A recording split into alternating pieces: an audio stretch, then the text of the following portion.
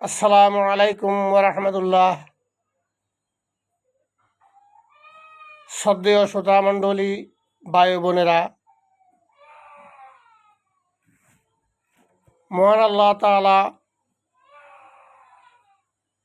সূরা mother ৬৭ নম্বর আয়াতে ঘোষণা করেন, আউযু বিল্লাহি মিনাশ শাইতানির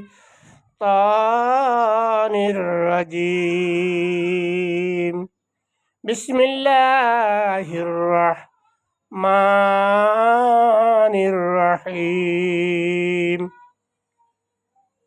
ইয়া আইয়ুহার রাসূলু বাল্লিগ মা উনজিলা ইলাইকা মির রাব্বিকা ওয়া ইল্লাম তাফআল ফামা বাল্লাগতা রিসালাতাহু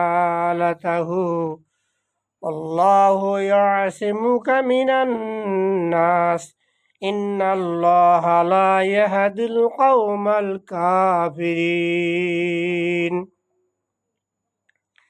হে রাসূল, যা কিছু আপনার রবের পক্ষ থেকে আপনার উপর নাজিল করা হয়েছে তা মানুষের কাছে পৌঁছে দিন। যদি তা না করেন তাহলে তো তার রিসালাতের দায়িত্ব আপনি পালন করলেন না। আল্লাহ আপনাকে মানুষের ক্ষতি থেকে বাঁচাবেন। নিশ্চয় আল্লাহ কাফিরদেরকে আপনার বিরুদ্ধে সফলতার পথ দেখাবেন না।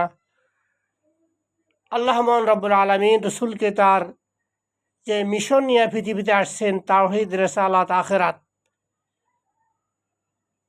মহান রব্বুল আলামিন বিশ্বনবীকে বলেন, হে রাসূল, আপনি আপনার যে দায়িত্ব, আপনাকে রিসালাতের দায়িত্ব, নবুয়তের যে দায়িত্ব নিয়ে আপনাকে পাঠানো হয়েছে, মানুষের কাছে আপনি নির্দ্বিধায় পৌঁছিয়ে দেন। আর এটা পৌঁছাতে গেলে মানুষ আপনার শত্রুতা করবে, মানুষ আপনার বিরুদ্ধে যাবে, মানুষ আপনার সমালোচনা করবে, মানুষকে আপনার হত্যা করার চেষ্টা করবে। যাবতীয় ক্ষতি থেকে মহান রব্বুল আলামিন আপনাকে সংরক্ষণ করবেন।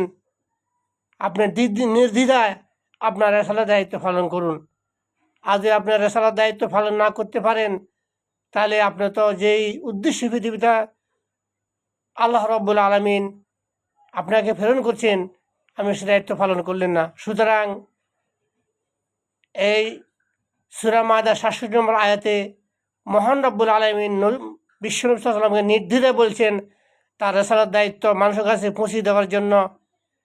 পরকালের ভয়, জান্নাতের আশা, পরকালে জান্নাতে জাহান্নামের কঠিন শাস্তির, নির্মম শাস্তির কথা আপনি মানুষকে নির্দ্বিধায় বলিষ্ঠ কণ্ঠে বলুন।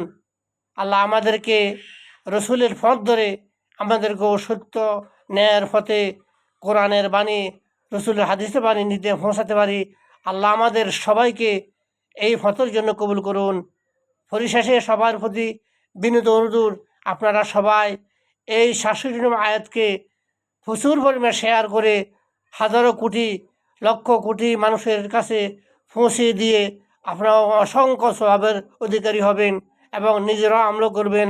আমরা যেন সবাই মিলে আল্লাহর কোরআনের রসুলকে আঁকড়ে ধরতে পারি। আল্লাহ আমাদের সবাইকে সেই তৌফিক দান করুন। ওমা তৌফিক ইল্লা বিল্লাহ। আসসালামু আলাইকুম ওয়া রাহমাতুল্লাহ।